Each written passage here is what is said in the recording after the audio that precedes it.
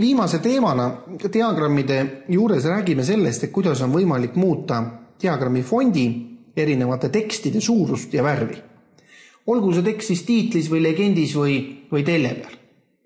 Antud juhul näete on mul 3 aga mööndustega 4 ala, kus on tekst.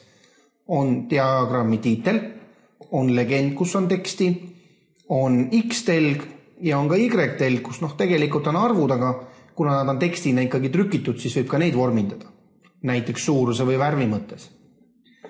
Üks võimalus selle jaoks nüüd, et siis alustada seda vormindust, just seda sisalduvat teksti, on see, et te teete topeltklõpsu selle ala peal, mida te muuta tahate.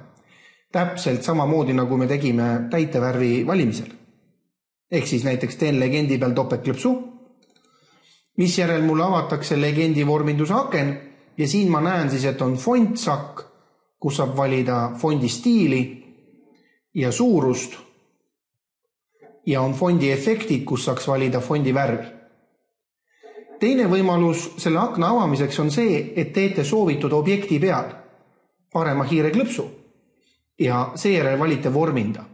See peaks olema kõikidel puhkudel esimene valik.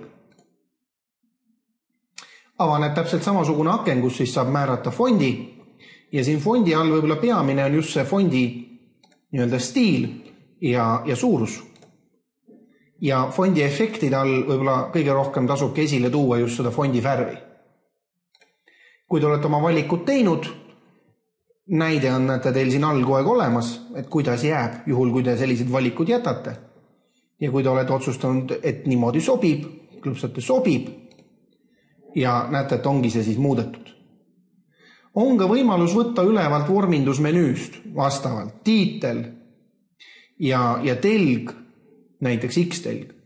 Ja samamoodi avatakse teile see vorminduse aken, kus on fondisakk ja kus on siis fondi efektide sakk, kus sai värvi valida.